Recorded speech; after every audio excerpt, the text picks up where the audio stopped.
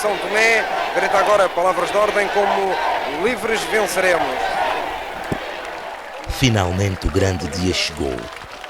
Mais do que o desejo da independência, prevalecia o da liberdade. No uso da faculdade que me é conferida, em nome da Assembleia Representativa do Povo de São Tomé e Príncipe, na qualidade de Presidente da Assembleia, proclamo a independência do Estado de São Tomé e Príncipe. São Tomé e Príncipe, uma nova nação. Nunca se viu uma tão grande explosão de alegria. Homens, mulheres e crianças vestidos a rigor assistiram o arriar da bandeira portuguesa e o hastear da estrelada bandeira são-tomense num clima de grande euforia e esperança no futuro. Vai subir no mastro o símbolo da nova pátria, o símbolo do novo país. O povo de São Tomé levanta os braços. O povo de São Tomé manifesta-se ruidosamente.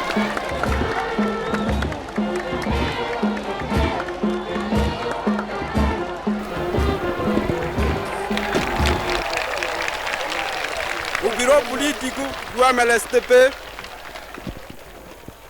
encarregou-me de transmitir que decidiu, por unanimidade, na sua sessão de trabalho de 9 de julho, investir o camarada Manuel Pinto da Costa, secretário-geral do MLSTP, no cargo de Presidente da República e Chefe de Estado.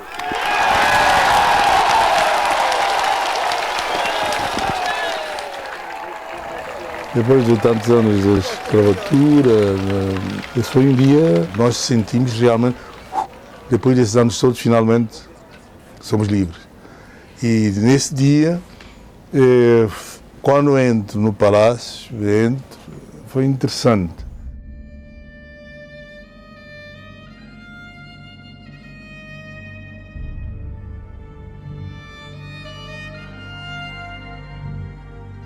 Entrei para o gabinete, assentei-me, estava sozinho e disse, bom, e agora?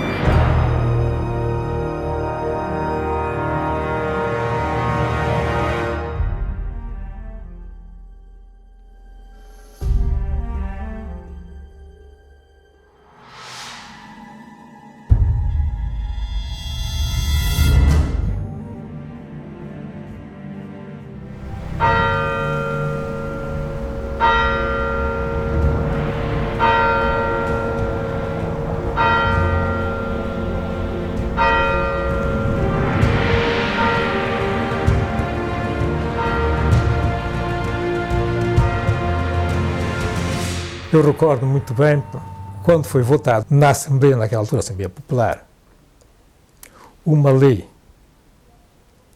que instituía o Tribunal para Atos Contra-Revolucionários, em que o cidadão seria julgado sem direito ao recurso.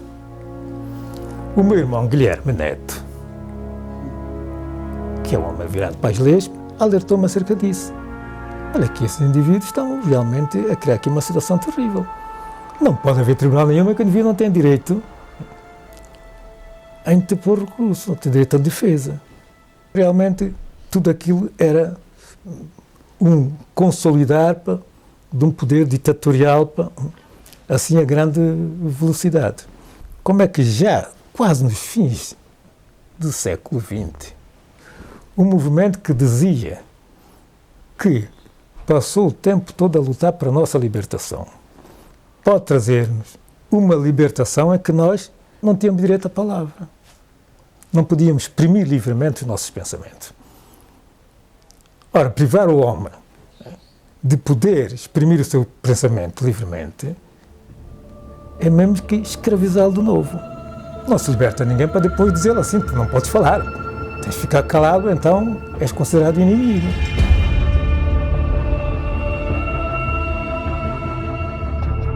Padre Horácio estava contra aquilo que ele entendia que era contra o povo. Ele dizia que o povo não tinha voz, e não tinha mesmo. Ele dizia que a Constituição não estava correta, mas ninguém podia contrariar aquilo que os senhores mentores queriam que a gente aceitasse. Quem falasse, nem que fosse chamado a atenção, a conversar com eles mesmos, eles não aceitavam isso. Não queriam, não admitiam, porque eles eram sabichões da Grécia e tudo quando devia acontecer em Santo Tomé, devia partir deles.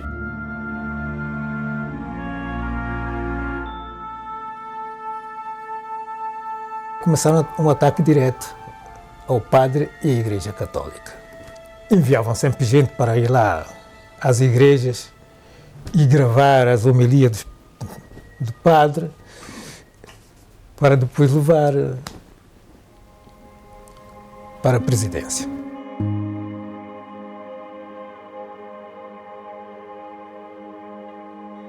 O padre, quando foi lá, pediu audiência justamente para falar com ele acerca desses ataques, ele não entendia. O Pinto da Costa havia levantado e disse a ele que o que ele queria era a cadeira onde ele estava sentado. Para ver só como é que o presidente estava agarrado ao poder.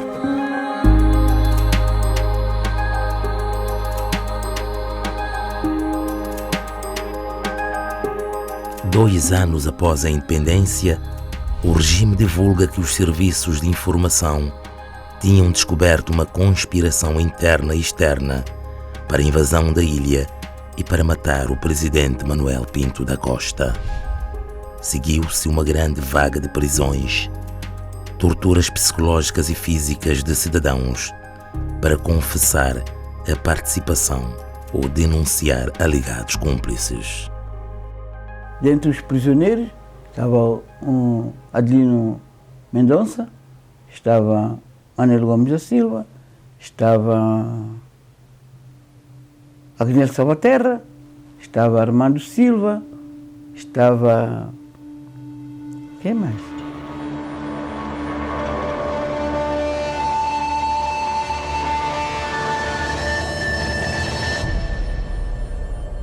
O Lino da Mata, o Salvaterra, um rapaz chamado Nilo de Paz, que está em Angola, não sei se já faleceu.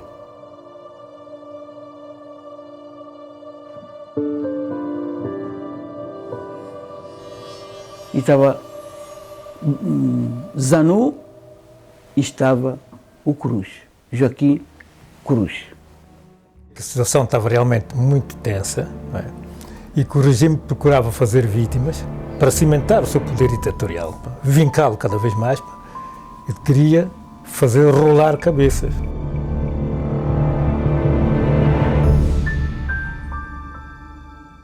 Foi discutido no Conselho de Ministros qual era o destino que era dar aos presos políticos, senão não podiam ser fuzilados. Mas como na altura não havia lei de pena de morte em Santo Tomé, houve esse entrave. Eu era deputada na Assembleia. Na Assembleia disseram-nos que os indivíduos que foram presos estavam a acusar-se de crimes e levaram-nos à gravação do interrogatório. Vocês não imaginam a atrocidade que aquilo representava. Gritos, gritos.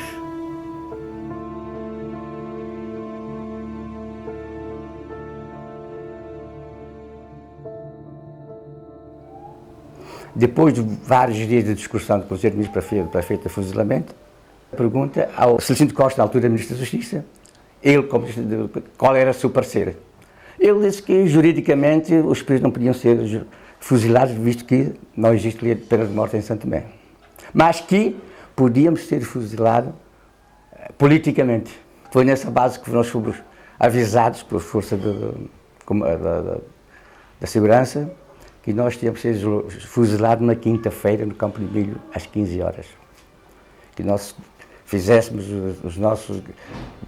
fizéssemos cartas, aquilo que nós quiséssemos fazer, como forma de um despedimento à família.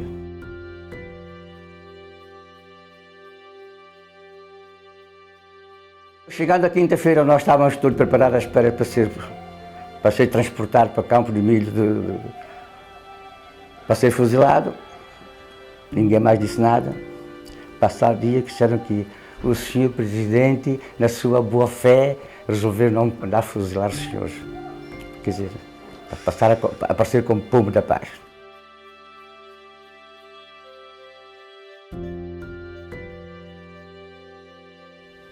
Enquanto outros países desenvolvidos estavam a abolir a pena de morte, nós íamos introduzir a pena de morte. Havia uma coisa que não estava a bater certo, mas eu não sabia o que era, mas não estava a compreender, nem queria aceitar. O decreto foi discutido na Assembleia, as pessoas de princípios cristãos, claro que votaram contra, que é o caso da minha mulher, Maria do Carmo. Votou logo contra, declaradamente contra. E como ela, também acho que o José Freire Lauchong, na altura, tinha dito que se a primeira vez que se fizesse rolar uma cabeça em São Tomé, nunca mais se separaram de matar. Na Assembleia obrigaram a todos os deputados a dar a sua opinião acerca da pena de morte. Eu sou católica, apostólica romana, não podia de maneira nenhuma dizer, sim senhor, eu estou de acordo que matem gente. Porque o meu Deus não permite, a minha religião não permite que se mate. Eu não podia de maneira nenhuma estar de acordo com a pena de morte. Mas a pena de morte foi aprovada. Foi nessa altura que Carlos de Graça me disse realmente, a única pessoa que pode salvar esta situação são vocês as tropas. E eu naquela altura não, ciente de que a legalidade estava acima de tudo e a confiança que eu depositava no Presidente da República, enquanto meu chefe direto, porque naquela altura ele era o meu Ministro de Defesa, de modo nenhum eu poderia pensar em fazer um golpe. Eu estava ainda muito confiante de que havia um percurso a fazer, que estávamos todos a aprender. Mas ele depois disse uma coisa, se não ages agora, eles vão destruir-te.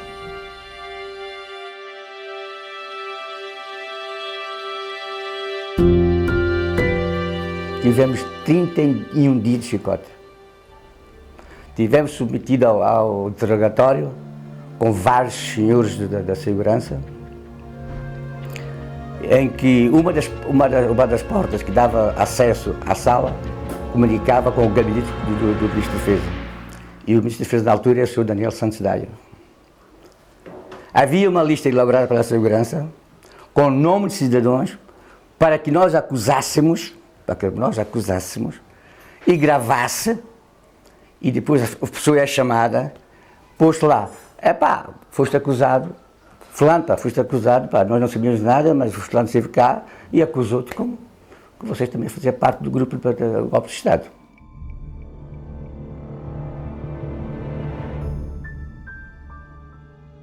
O dia que a polícia foi presa, nós estávamos para ver a estreia do filme. E tínhamos combinado com o meu irmão e a mulher para irmos juntos. E como eu não aparecia, ele voltou comigo à minha casa, nós já éramos vizinhos. Então, cara, vocês não vão? Eu disse, olha, Tino não aparece. Tino... Eu fui perguntar, será que o ministro mandou chamar Tino para uma conversa? Até essa hora, 8 horas, que raio de conversa é essa? E eu fui à minha sogra para saber se ela sabia alguma coisa. Ela disse-me logo, Maria do Carmo, teu marido está preso. Eu disse, mãe, está doida ou quê? Eu disse, quem é que disse, mãe, isso? Eu estou a sentir, eu como mãe estou a sentir, teu marido está preso, Albertino está preso. Eu chego a casa, a minha irmã Heleninha vai ter comigo, pegou no carro porque já não conseguia conduzir, fomos à casa de Miguel Trovada não me recebeu. Disse ao Jorge Correia que fosse dizer-me que ele estava em uma reunião que ele não podia atender. Fui à casa de Leonel Dalva, não me recebeu. A mulher dele me dizia, não estava a sair de casa, prima, desculpa. Não me recebeu. Eu bati a porta de todos os elementos do MLCP. A única pessoa do MLCP que me amparou foi Dona Xandira Soares de Barros, que era a única mulher que havia no MLCP em Libreville. Fui preso a 2 de fevereiro. A 3, na comemoração de 3 de fevereiro, estava a Alda Graça a fazer um discurso para as massas, a dizer que o país estava sendo vítima de ataques reacionários, cujo elemento cabecilha já foi preso, e foi assim que começou todo um processo realmente que demorou anos e levou o país a estar estagnado com esse tipo de ações. Não se fez mais nada senão encontrar inimigos. E falava-se de barco que andava ali pelas costas e não sei o que mais. ao ponto de levar o santomense à humilhação de meter um cafuca na cabeça e de machina na mão e para as praias para ir lutar contra os barcos inimigos que vinham de fora.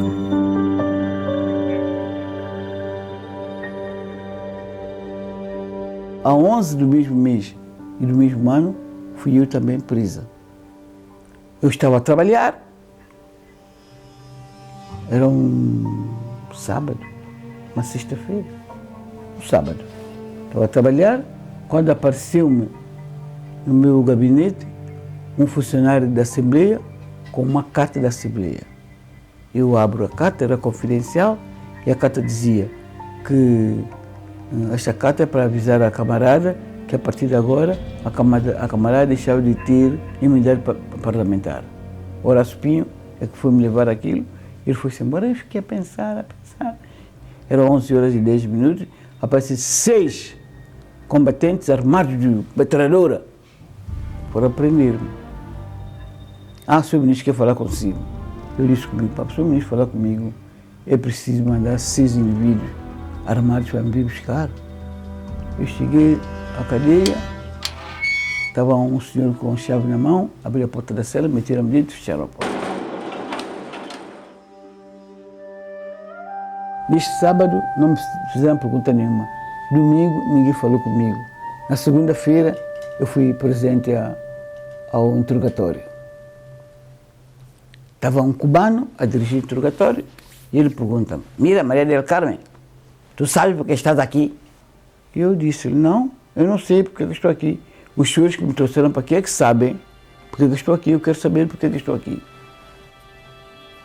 Você está aqui porque você é inimiga do povo Santo Tomé e Príncipe. Ele disse: "Como é que é? Eu sou inimiga do povo Santo Tomé e Príncipe. E o que eu fiz para ser inimiga?" "Você é inimiga, seu marido é inimigo, vocês todos estão mancomunados para matar o presidente em segredo. Agora você vai estar aqui para contar-nos tudo e para dizer-nos quais são os outros membros do grupo que querem fazer esse mal ao povo Santo Tomé e Príncipe." Havia uma lista enorme de cidadãos para serem eliminados. Dele fazia parte o indivíduo que era realmente diretor da economia naquela altura, o Vítor Correia, era tudo desgraça Espírito Santo, quase na totalidade, a Julieta, uma série de indivíduos que realmente vinham numa lista macabra para ser eliminado. Vinha lá doutor Sardinha, a mulher dele, vinha o Eugênio Graça, Eurico Graça, Américo Graça, todos graças, doutora Julieta, todos. Olha, eu só quero dizer-vos que toda a gente, mais ou menos esclarecida, de Santo Tomé e Príncipe, estava naquela lista.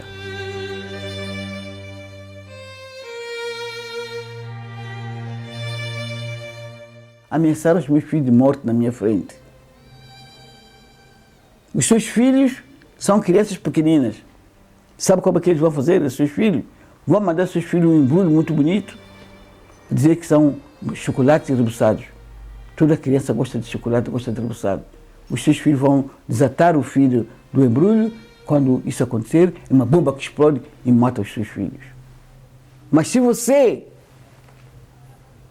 colaborar conosco, e está aqui a lista, você assinar essa lista com o conteúdo dos seus comparsas, nós vamos proteger os seus filhos. Eu disse-lhes: matem os meus filhos. Eu mentir, não minto para ninguém. Matem os meus filhos. Quem quiser, pode matar os meus filhos. Eu não vou assinar esse papel. Eu não assino. E não assinei. Em toda a história de Santo Tomé e Príncipe, foi a primeira vez que se encarcerou um homem e uma mulher e se deixou abandonar a sua sorte às crianças. Porque nem o partido, nem o governo assumiram nenhuma responsabilidade dessas crianças. Simplesmente prenderam a mim e a minha mulher Maria do Carmo e disseram: criança, entregue a sua sorte. Dentro daquele terror, aquele medo, daquilo que passava à sua volta, não houve uma mão caridosa que lhe estendesse na altura. Meus filhos viram-se sozinhos, abandonados. Ninguém teve a coragem de procurar por essas crianças para dizer uma palavra de alento. Ninguém. Ninguém se aproximava dos meus filhos, porque os meus filhos eram ovo mabiço, neto madono. Tinham também que morrer porque eram filhos de burgueses. Foram tidos como animais ferozes. Ninguém podia aproximar-se deles. Minha mãe, viúva, velha, doente, acamada, a morrer. Nós éramos o amparo dela, eu e meu marido éramos o amparo dela. Ela ficou também atordoada. O que é que estava a acontecer? Meus irmãos disseram que nós tínhamos viajado. Eu disse, que? Calma e Tino viajam ao mesmo tempo, nem se despedem de mim. O que é que eu fiz? Que mal é que eu fiz para me tratarem assim? O regime continuou a endurecer cada vez mais. Acusados de implicação na tentativa reacionária de golpe de Estado, o Tribunal Especial para Atos contra Revolucionários condenou Carlos Graça à revelia a 24 anos de trabalho forçado, Gomes da Silva 16 anos de prisão, Albertino Neto e Maria do Carmo Bragança a 21 e 15 anos de prisão, respectivamente. Lereno Mata, um dos condenados, morreria em setembro de 1978 numa cela no antigo edifício da PIDE, transformado em prisão do Departamento de Segurança Nacional. Seu Lereno, normalmente, todos os dias, a partir das 4 da manhã, ele ia à casa do banho fazer sua reza, cujo esse costume, esse hábito, já havia muito antes de Lereno ser preso. O Seu Lereno morava no Chão, aqui muito perto da Igreja de Conceição, quando ele foi funcionário da Maria. E saía da igreja, saía da sua casa, ia à igreja, todos os dias de manhã, da Igreja de Conceição, antes de ir ao serviço, e rezar. Portanto, é uma coisa que já vinha de longa data da sua vida. E ele, sem dúvida, às 4, 5 da manhã, ia para a casa do banho fazer a sua reza. É daí que o Zano encolou-lhe com a segurança e disse, o senhor Lerendo, quando foi à casa do banho, tu atacas o homem à porrada, dizendo que ele está a rezar para matar você, para matar os guardas, para matar Pinto Costa, para não sei o que, na sua reza. E assim você chega lá e só vai no velho, coitado. O senhor Lereno era homem de uma certa idade, sem força nenhuma para aguentar uns anos plenamente jovem. E então ficou assim combinado. Mas o que é que eles fizeram? Sabiam perfeitamente que nós, os outros presos que estavam lá na mesma cela, de forma nenhuma íamos consentir, admitir que ele se sovasse no velho, que havia uma revolta entre nós, criasse um ambiente de pancadeia lá dentro. E então, nessa base, entra o guarda e faz rajada e acabou-se, para matar todos. 28 de setembro de 1978, às 4 da manhã, o senhor Lerendo, como de costume, vai à casa bem e faz sua reza. E o Zano salta da cama, da tarimba, vai lá para a coisa, bimba, bimba no velho, na casa do bem, bimba. E o Salvatério e os outros voltamos. Sai daqui, mas tu não vê por quê? O senhor Lerendo anda aqui a fazer reza para matar os jogadores da segurança e não sei o quê. Mas, como não há nenhuma mentira, há sempre um rastro que deixa para poder... Tinha já combinado com o guarda chamado Eufrásio, que disse que estava de serviço nesse dia, quando ele diz assim, seu guarda! O guarda já estava à porta da cela com chave a abrir a porta. Como é que às 4 da manhã o guarda já estava à porta da cela com chave na mão? Eu já cá estou, Zano, não te incomodas. Abriu a porta e disse assim, Zano, sai fora. Sai fora. Para Zano sair fora, porque a cela é assim, retangular. Mas quando nós vimos que ele ia fugir, agarramos no Zano e começamos a sovar. Porrada no corpo. E o guarda, o Eufrásio, não podia fazer rajada, porque nós estávamos todos aglomerados à volta do Zano. O Zano já me apanhava ao tiro.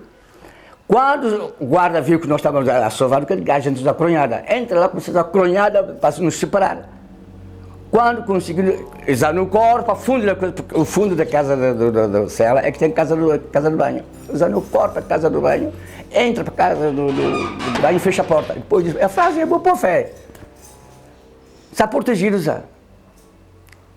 Então a frase, mete bala na câmara e os outros saltamos e enfiamos debaixo da tarimba. Porque aquilo estava tudo escuro aí, a cela não tem janelas, não tem nada. E se ele pega na almofada, vai para a sua tarimba a compor a sua almofada para deitar. quando o Luís Freire faz 3 rajadas.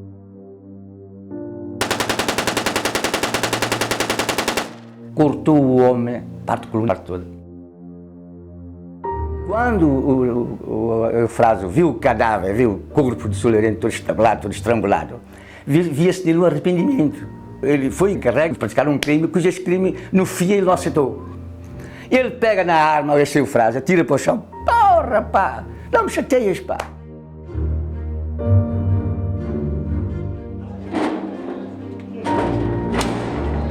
Tudo mal porque eu passei naquela cadeia e perdi os meus almoços. Eles traziam a refeição, o prato com comida, punham no chão e empurravam com o pé.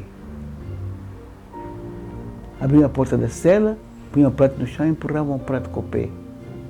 Eu estou sentado no chão, não tem mesa, não tem cadeira, não tem nada, sentado no chão, o meu divertimento era contar as formigas que passavam naquela cela. Era que o meu divertimento. Eu, passados alguns dias, um mês talvez, de prisão, estava sentado no chão, comecei a sentir muitas dores, muitas cólicas.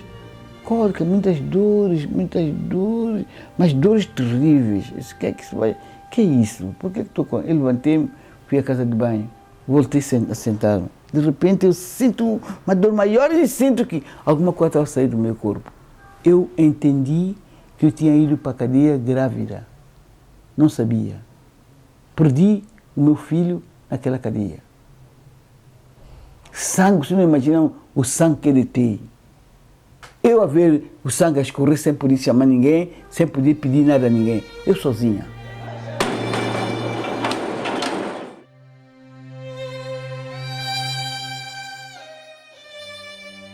Nós fomos espoliados, espancados, espizinhados, farrapo humano autêntico. Tivemos uma prisão sem qualquer tipo, digamos, de defesa. Nomearam os seus advogados, os seus defensores à escolha deles. Fomos julgados por um grupo de comitês, nem sequer pessoas preparadas para fazer um julgamento. Acílio Lima foi o homem encarregado por Manuel Pinto da Costa, segundo ele próprio disse, encarregado para meter a mim e ao Albertino Neto na cadeia. Porque ele tinha divulgado um segredo do Estado que devia ser pago com a morte. E ele, com medo da morte, começou a chorar. E Pinto da Costa disse, você será perdoado, mas se você meter Albertino Neto e Maia do Carmo na cadeia. E Albertino e Alcino Lima meteu-nos, a mim e Albertino Neto, na cadeia com acusações falsas. Alcino Lima é que nos disse isso, Alcino Lima é que escreveu com o seu punho isto que eu estou a contar-vos. Eu tenho uma carta de Alcino Lima em que ele diz que o próprio presidente é que estava à frente de todo o imbróglio. Foi Manuel Pinto da Costa quem encarregou Alcino Lima a pôr-nos na cadeia. Esse próprio Alcino contou-nos que ele tinha sido incumbido de meter também Miguel Tuvora na cadeia. Com desculpas de incitamento à revolta popular que aconteceu em 1979 contra o regime no primeiro recenseamento populacional e de tentativa de assassinato do presidente Manuel Pinto da Costa, o primeiro-ministro Miguel Trovoada foi acusado pelo Conselho Coordenador do MLSTP de traidor e inimigo do povo. Foi preso durante 21 meses, sem processo e sem julgamento. A minha prisão foi o resultado de uma manobra que vinha sendo arquitetada com o objetivo de consolidação do poder pessoal e absoluto do Presidente da República, chefe do partido naquela altura. Foi a invenção de uma mala que ele disse que eu dei a um colaborador da presidência. Uma mala que continha uma bomba para este colaborador colocar no seu gabinete e fazer explodir e matar o Presidente da República. Vocês podem imaginar uma maquinação mais monstruosa do que essa.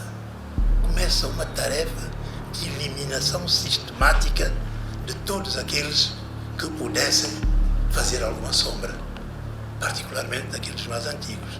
Muita gente foi parar a cadeia, muita gente foi maltratada, muita gente sofreu na pele naquele período. Nós devemos respeitar a memória das pessoas, sobretudo daqueles que perderam a vida. A minha prisão foi o resultado de tudo isto. Vontade de me eliminar. Politicamente, bem entendido. O resto, só Deus sabe.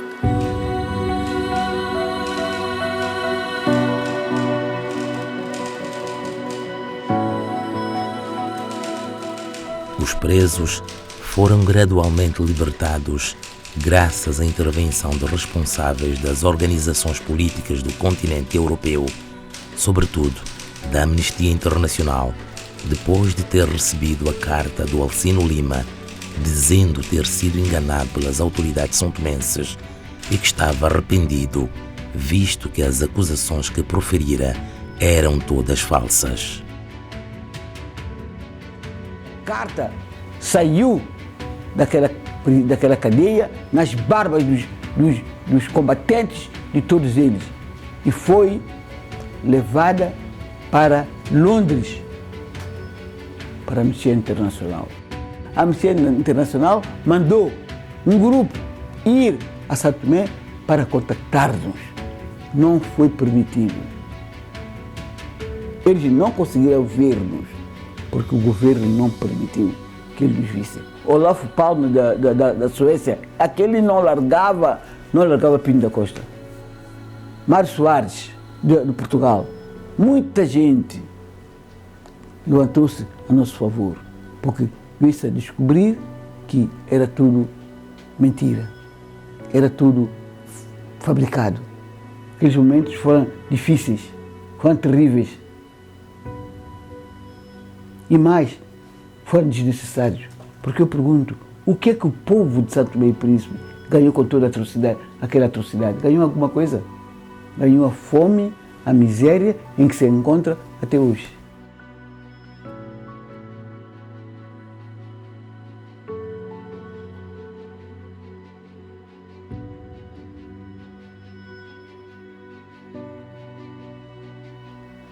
Nós fomos presos sem qualquer culpa formada. Julgado, levei 16 anos de prisão, mas estive lá 4 anos e 18 dias. Pediu asilo político ao governo português, onde eu permaneci. E de lá, pois é evidente, um grupo de pessoas que esteve preso sem qualquer razão de ser, tinha que reagir de qualquer forma. E foi nessa base que nós entendemos formar um grupo político para combater essa política ditatorial que existia em tempos de São Tomé.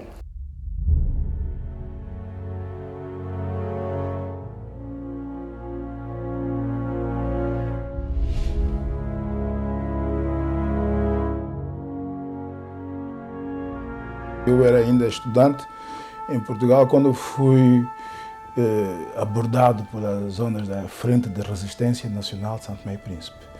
E eu tinha que escolher ou formação ou revolução.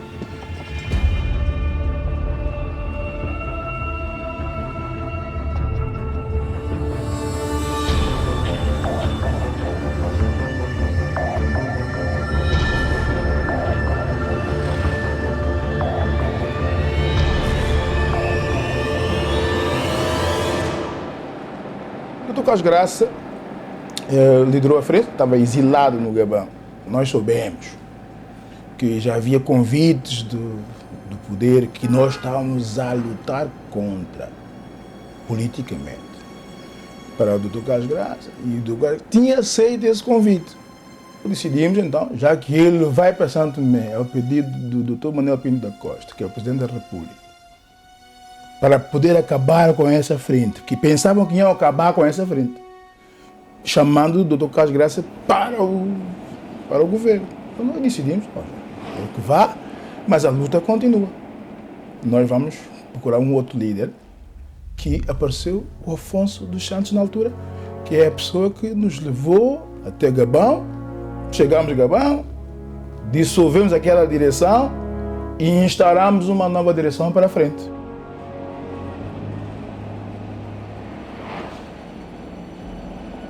Em 8 de março de 1988, 44 homens da frente que, após a saída de Carlos Graça, passou-se a chamar Frente Resistência Nacional de São Tomé e Príncipe, renovada, chefiados por Afonso Santos, embarcaram numa louca e falhada tentativa de invasão da ilha de São Tomé de Piroga.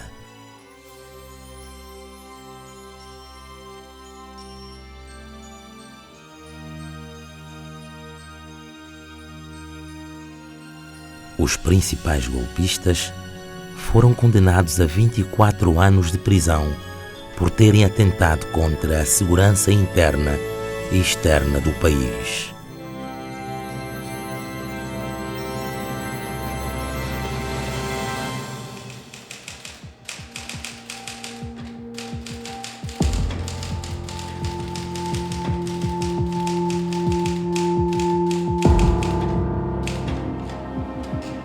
Na década de 90, influenciado pela perestroika, Pinto da Costa não vê outro caminho senão o de abertura política.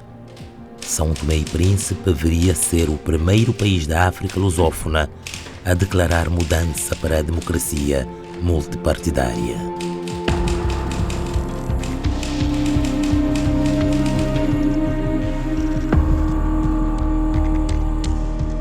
Em 15 de agosto de 1995, o mundo foi surpreendido com a notícia do golpe militar em São Tomé e Príncipe, perpetrado por jovens oficiais liderados pelo Tenente Almeida, que ocuparam o Palácio Presidencial, detendo o então presidente Miguel Trovoada, eleito democraticamente em 1991. Os golpistas justificaram a ação com a pobreza do povo, falta de condições de vida dignas dos militares e, sobretudo, a demasiada corrupção ao nível dos dirigentes.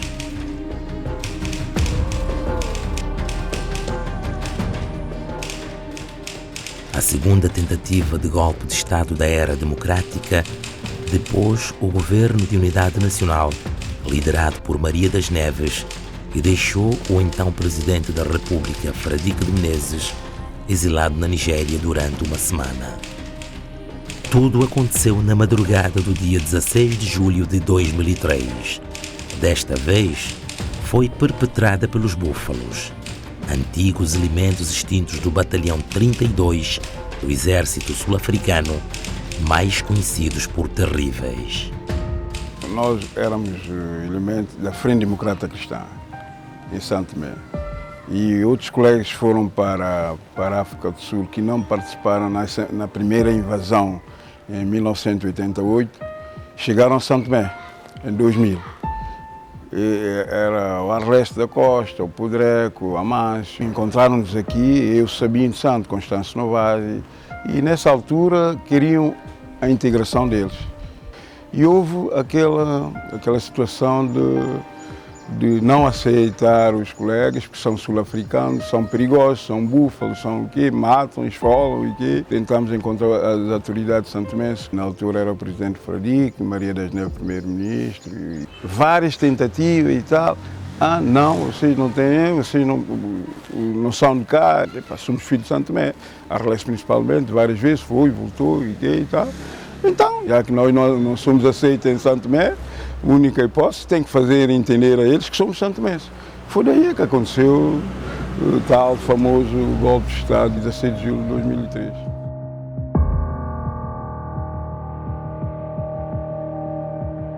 O golpe era para ser no dia 10 de julho.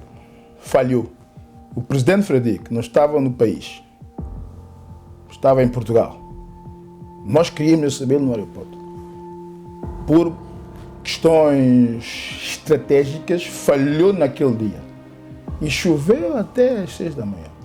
Uma chuva copiosa. Então nós já estávamos comprometidos. Se nós não consumarmos num prazo de, estrategicamente falando e pela experiência, num prazo de 10 dias nós somos todos encarcerados e vamos ficar muito tempo na cadeia. Então foi quando nós marcamos estrategicamente uma manifestação, com todos os seus contatos, para desviar naturalmente as atenções daquilo que nós queríamos fazer no dia 10, que falhou. A polícia estava já alerta, já foram marcados já os limites, os perímetros, onde nós não podíamos ir para além, diante do Palácio do Governo, essas coisas todas. Então morderam a isca. Então no dia 15, o presidente tem uma chamada para a Buja. E o país estava praticamente em chama, porque havia essa manifestação que estava em causa, e na sua ausência, ele então achou que devia nos chamar. E chamou-nos para o seu palacete em Favorita. Foi ele que nos disse que vai viajar, não somos nós. Nós estávamos à espera de uma oportunidade. Então, quando ele nos chama, vou eu e vou Sabino. Nós três só. Rapaz, vocês não fazem confusão, eu vou para a Buja, vou ficar uns 2 dias, uns 3 dias. E depois eu venho, a gente resolve essa questão e tal. Sim, senhora, Sr. Presidente. Ok, tá bem. Vamos esperar para o Sr. Presidente. Então, quando saímos, para Sabino, eu acho que a oportunidade é essa. Ele fica em Abuja e nós vamos tomar o país. Recebi na Favorita o Sr. Arclés Costa. Ele foi lá para apresentar os seus problemas, do grupo dele, e as dificuldades que tinham, financeiras, que não conseguiam fazer nada porque não estavam a ser apoiados pelo governo, etc. Portanto, eu saí daqui dia 15 de julho. No dia seguinte, às 6h30 da manhã, sou acordado pelo embaixador da Nigéria para me dizer que eu golpe de Estado.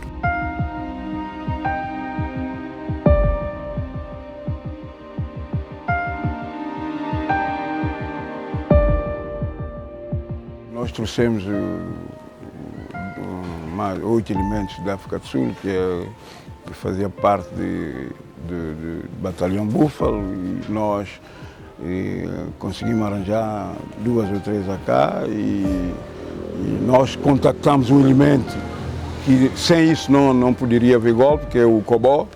Cobó, que nós fomos buscar, mobilizamos o Cobó para ver a forma de entrar no quartel de Santo Tomé e Príncipe. Foi precisamente isso. Isso também demorou 8 meses. A preparação do golpe demorou 8 meses. Questão logística, condições financeiras, tudo isso e tal. Tínhamos tudo preparado, mas o Cobó tinha um certo receio. E cada vez que nós tentamos, hoje vamos dar, o Cobó ainda não, o que e tal. Então, um belo dia, nós chamamos o Cobó para a nossa, na altura, ali para Fruta. Chamamos o Cobó para uma 18 horas, nós dissemos, Cobó, tu já não sais daqui. Mas o que é que se passa? Já não sais daqui. Nesse momento nós vamos dar o golpe. Não, mas não estamos preparados. Não, nós vamos, você acompanha-nos para nós irmos para o quartel.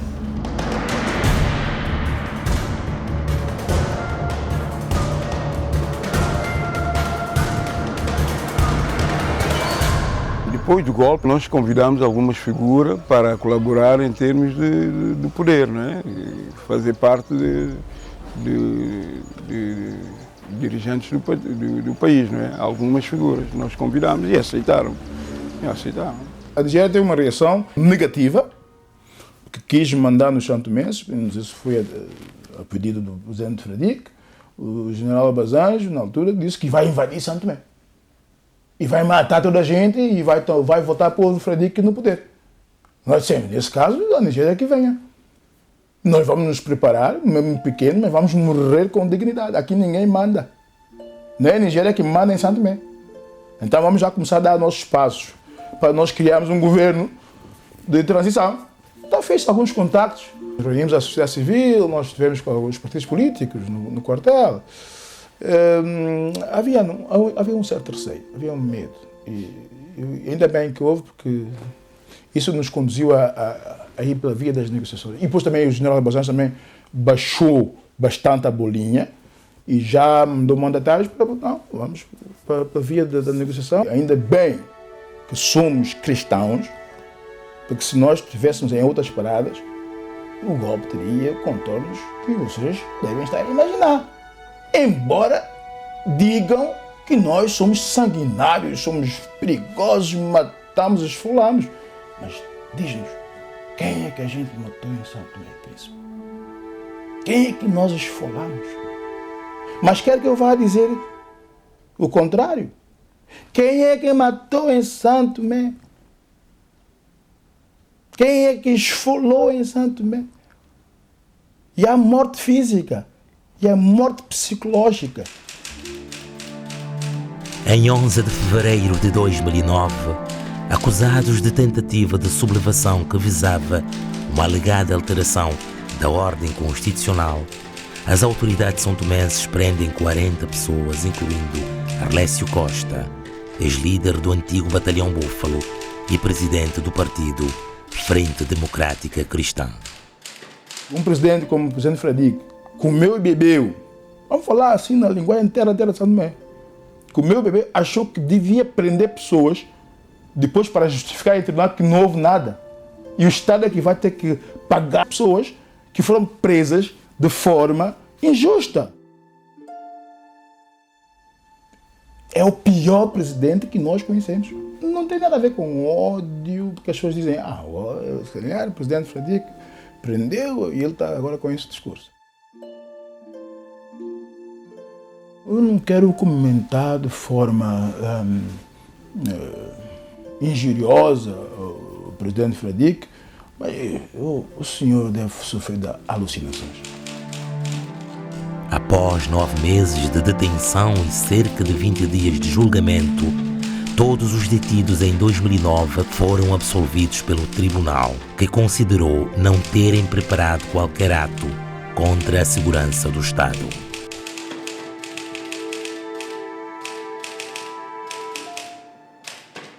Tanto o golpe de 1995 como o de 2003, a ordem constitucional foi restabelecida com relativa rapidez devido às pressões internacionais. A mediação angolana resolveu o de 1995, tendo sido firmado um acordo que se chamou, ironicamente, de golpe de Estado Democrático. O presidente da República, Miguel Trovoada, foi libertado e assinou uma amnistia para os militares golpistas.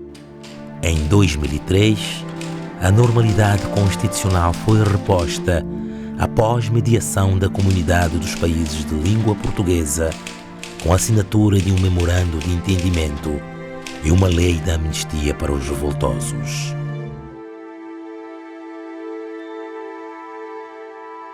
Após a nossa independência, houve várias mentiras e sucessivas vezes para que fazesse convencer a população que o poder estava a ser perseguido. Nunca imaginei que o presidente Manuel Pinto da Costa tivesse sido o construtor de semelhante imbróglio. Afinal, foi ele próprio que fez tudo isso. Foi ele que preparou os tais golpes de Estado para perpetuar o seu lugar de presidente da República. Fala-se muito em um diálogo. O diálogo é importante, mas nós temos de saber que antes do diálogo tem que haver reconhecimento de culpa. Queriam que nós saíssemos de São Tomé e Príncipe, abandonasse São Tomé porque somos homens perigosos, homens golpistas constantes e tal. Não se pode viver com esses indivíduos aqui, que é um risco constante. E nós dissemos, nós não saímos de São Tomé. Se é para sair de São Tomé, nós não entregamos o poder. Houve o golpe de Estado, havia elementos civis que estavam a par e nomeados para tomarem posição política depois do golpe, que depois, por qualquer razão, recuaram. E ficaram os militares com aquela batata quente nas mãos. Quem a cama faz, nela se deita. Não é praga, não. Mas é esse povo que está a rezar todo dia para dizer que ninguém fez bem cabelo, que o fez mal e saguardado.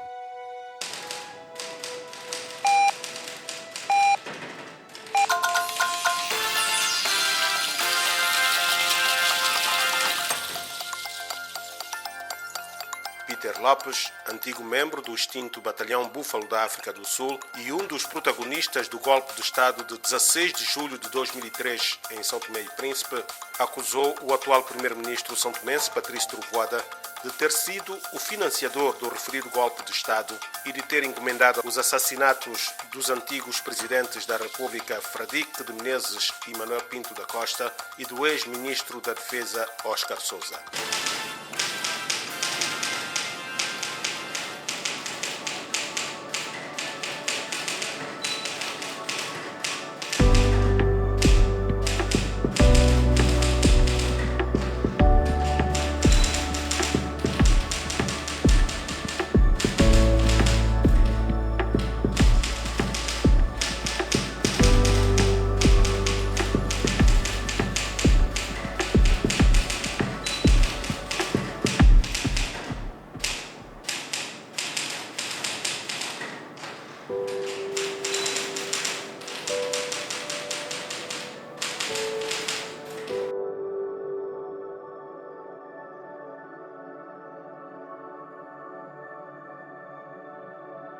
you.